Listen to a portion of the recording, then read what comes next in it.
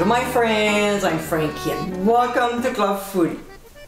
I am not a fan of cold weather, so both January and February have never been my favorite months. During that period of time, we eat a lot of soups and chowder. These are food for the soul, and it keeps us warm. As you might know, tomorrow is Chinese New Year, so I thought it would be perfect for me to share this recipe with you. In today's episode, I'll show you how to make my wonton soup. It's probably the most favorite Chinese food takeouts. Very flavorful and warm. This is a soup you just have to make. So next time you're craving some Chinese food, now with this recipe, you don't have to go anywhere. Just make it at home. So my friends, let's get cooking. First, let's start by making the filling. So in a mixing bowl, we'll combine ground pork, green onions, soy sauce, oyster sauce, sesame oil, finely chopped ginger, some white pepper, and freshly chopped parsley. We'll start mashing it with a fork and then we'll continue using our hand. Clean, of course. That way the meat and the ingredients will combine better because of the warmth of our hands. Be careful though to not overwork the meat, otherwise it will get tough and chewy. Just do it quick. Now we'll place a plastic wrap over, making sure it touches the meat so it doesn't dry out. And we'll transfer to the fridge for 1 hour. Later on, when the meat has been chilling for 60 minutes, we'll start making the broth. So, in a 3-quart pot, we'll add chicken broth, raw sugar, sesame oil, soy sauce, white pepper, 3 thin slices of ginger, and 2 cloves of garlic roughly smashed. We'll put the heat on low so it slowly warms up while we're making the wonton filling. Also, before we start with the wrappers, we'll boil some water to test the wonton filling before making them all.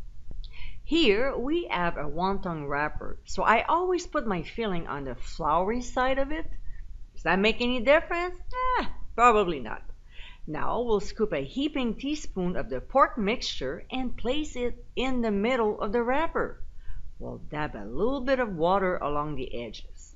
We'll fold it in half, making sure the edges are sealed by pressing gently but firmly together. Then we'll dab more water on one corner, fold it over, and press it together. Just like this. So here's one way of folding them. Now I'll show you another way I like to put them together. We'll do the same as the other one. Heaping teaspoon of pork mixture in the center and then spread a little bit of water over the edges. What differs is we'll fold corner to corner, making a triangle. See, just like this. We'll take the long ends of the triangle, fold them over and press them together.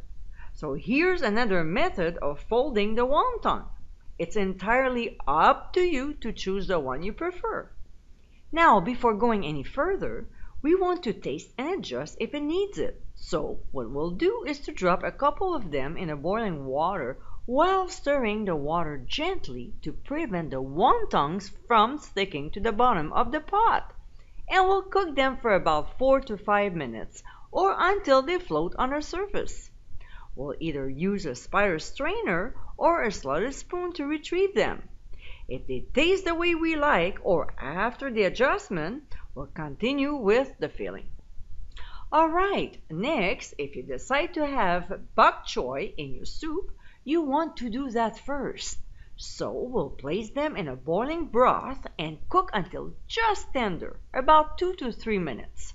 Then we'll transfer the bok choy to an ice bath and place 1 or 2 of them at the bottom of each serving bowl while we cook the wonton wrappers.